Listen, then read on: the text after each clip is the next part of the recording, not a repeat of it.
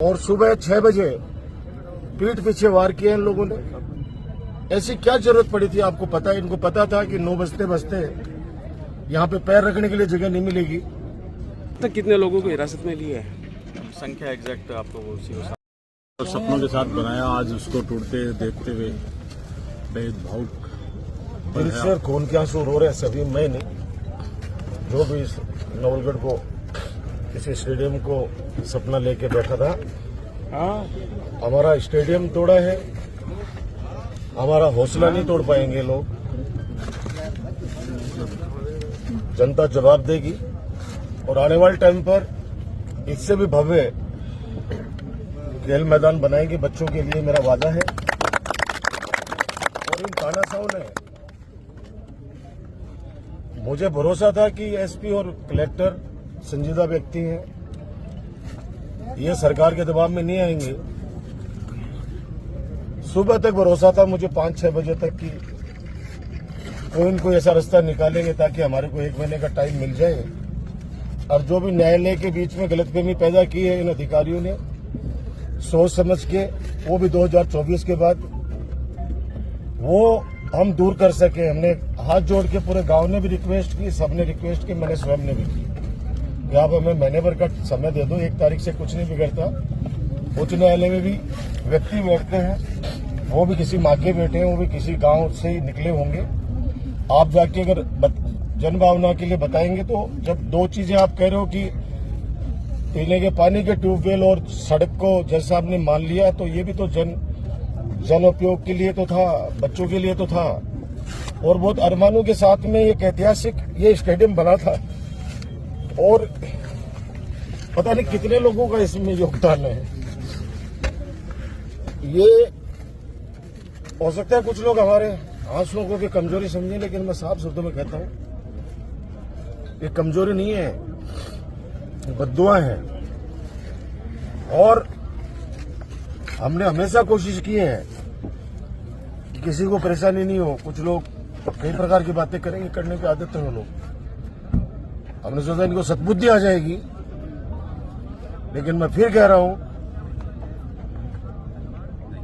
ये जो हमारे युवाओं के अरमान तोड़े हैं, उन युवाओं के हौसले मैं नहीं टूटने दूंगा। आने वाले समय में इससे भी बड़ी सौगात मेरे ग्रामवासियों को और नवलगढ़ क्षेत्र के वासियों को दूंगा। ये मैं वादा आप लोगों के माध्यम से। इन लोगों ने 11 बजे का समय दिया था, आपको सबको पता है कि 11 बजे कार्रवाई करेंगे। और सुबह 6 बजे पीठ पीछे वार किए इन लोगों ने। ऐसी क्या जरूरत पड़ी थी? आपको पता है, इनको पता था कि 9 बजते बजते यहाँ पे पैर रखने के लिए जगह नहीं मिलेगी।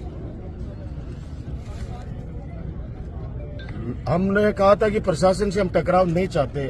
शुरू से हम एक बात करें कि प्रशासन से टकराव नहीं चाहते, लोकतंत्र में विश्वास रखते हैं, बाबा साहब के बनाए गए संविधान पे विश्वास करते हैं। इनकी तरह संविधान विरोधी नहीं है ये लोग। जिस कोर्ट का आदेश मानकर ये जिन्होंने ये इतना बड़ा महापाप किया है, मैं महापाप बोल रहा हूं, इसको पाप ही नहीं महापाप किया है। आते जाते जब हजारों लोग देखा करेंगे, सुबह तक देख रहे थे तब तो वो खुश हो रहे थे, इतनी अच्छी चीज बनी हुई है।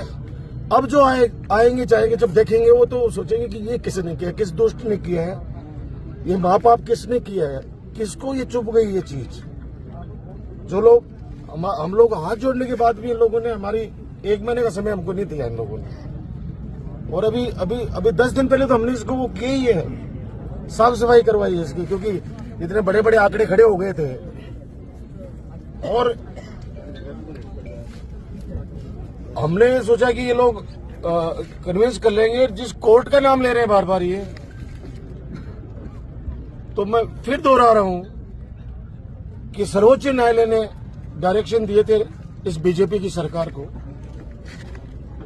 कि गांव की सरकार बने, शहरों की सरकार बने, उसके लिए पंचायत राज के इलेक्शन, और वो 15 अप्रैल से पहले नहीं करा पाए। और कोर्ट में जा जाके और कह रहे हैं कि अगले दिसंबर पहले हम नहीं करा पाएंगे। यानी 1-1 साल का, 1.5 साल का ये लोग टाइम ले रहे हैं। हम तो 1 महीने का टाइम मांग रहे थे। लेकिन मैं इस तानाशाह के खिलाफ, जो मेरे नवलगढ़ के 36 कौम की जनता यहाँ पे खड़ी है, जिले की जनता खड़ी है, मैं इनका एहसानमंद हूं कि इन्होंने आकर अपना जज्बा दिखाया। किस तरह से मेरी माता बहनें लड़ी है इन अंग्रेजों से। वो गोरे अंग्रेज थे, काले अंग्रेज है, इन काले अंग्रेजों का शासक है। और आज ये 13 मई का दिन इस गांव के लिए, इस नवलगढ़ के लिए काला दिन है। हर वर्ष इसको काला दिवस के रूप में हम लोग मनाएंगे। और जो जो इस षड्यंत्र में शामिल हैं,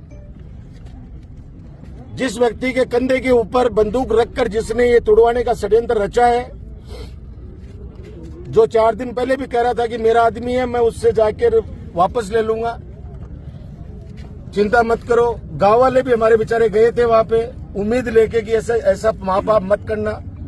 उनसे भी वादा उन लोगों ने किया था कि नहीं नहीं ऐसा कुछ भी नहीं होगा, आप चिंता मत करो, आपको भ्रमित किया जा रहा है। सच्चाई आपके सामने है। ये स्टेडियम टूटा है, अरमान हमारे टूटे हैं, लेकिन हौसला हमारा बुलंद है। बोलो भारत माता की लड़ेंगे इस तानाशाह के खिलाफ, लड़ेंगे इस तानाशाह के खिलाफ, राजकुमार लड़ेंगे राजकुमार जिंदाबाद, लड़ेंगे इस भाजपा की, इस भजनलाल शर्मा की, डॉक्टर राजकुमार शर्मा तुम संघर्ष जन विरोधी, हम तुम्हारे साथ हैं। डॉक्टर जन विरोधी सरकार के खिलाफ, हम तुम्हारे साथ हैं। इस झूठी सरकार के खिलाफ, इस देश को गर्त में डालने वाले भाजपा की सरकार के खिलाफ जी जान से लड़ेंगे। हम न डरे, न रुकेंगे, न थकेंगे। समय समय पर इनको, लेकिन मैं आपके माध्यम से सबको कहना चाहता हूं, इस काले दिन को याद रखना, भूल मत जाना। अरे काला काला काला इस काला दिन को भूल मत जाना। इसको दिल के अंदर रखना, दिल के अंदर और दिमाग के अंदर रखना। समय आने पर एक एक चीज का इनसे हिसाब लिया जाएगा। जिन अधिकारियों ने इस सरकार की और इस गंवार व्यक्ति की जो चाकरी की है, उसकी नाक जो लंबी की है, उसकी जो 1 इंच की नाक थी उसको 10 इंच की कर दी। समय आने पर ये जनता ऐसा जवाब देगी जो जीवन भर याद रखेगा। और ये इतिहास का एक कलंकित, एक काला दिन, जो बच्चों के लिए, युवाओं के लिए, और जो सपने देख के बैठे थे कि इतना सुंदर चीज यहाँ पे बनेगी, वो इसको काला दिन के रूप में याद करेंगे। मैं मीडिया साथियों से को भी धन्यवाद देना चाहता हूँ।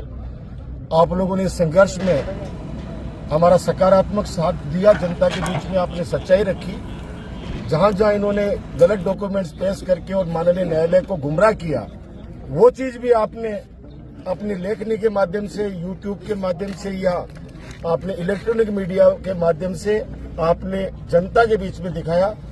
ये परशुरामपुरा गांव नवलगढ़ आपका आजीवन आभारी रहेगा। कभी मौका मिलेगा तो आपका ये ऋण हम लोग ब्याज सहित चुकाएंगे। आप लोगों ने हमें बहुत सहारा दिया इस संघर्ष के अंदर, और हम लड़े, आखिरी तक लड़े। और हमारे को गिरफ्तार करने के बाद हमारी माता बहनें लड़ी, यहाँ पे बच्चे लड़े, बुजुर्ग लड़े, उनको गिरफ्तार कर लिया। तो फिर तीसरी पंगत के अंदर जो लोग खड़े थे वो लड़े। जो उनको कहना था वो सब कहा। लेकिन मैं कह रहा हूं ना कि ये गोरे अंग्रेज चले गए, इस भाजपा के काले अंग्रेज अभी देश में शासन कर रहे हैं। इनकी जो मर्जी है उसको तोड़ेंगे, जिसको मर्जी है उसको छोड़ेंगे। लेकिन ये लोकतंत्र है, देश संविधान के अनुसार चलता है। आज नहीं तो कल, आज नहीं तो कल, जिस दिन जनता समझेगी, उस दिन देश में जब तख्ता पलट होगा, उस दिन मैं आज कह रहा हूं कि जिनको ये लोग ईडी, सीबीआई, इनकम टैक्स, दादागिरी से जो जेलों में डाल रहे हैं, वो तो छूट रहे हैं विपक्ष के नेता। लेकिन जिस दिन तख्ता पलट होगा, जिस दिन जनता ने रिवोल्ट कर दिया, मैं लिख के दे सकता हूं कि या तो ये देश छोड़ के भाग जाएंगे या जीवन भर ये जेल में सड़ सड़ के मरेंगे। ये मैं विश्वास के साथ कह सकता हूं।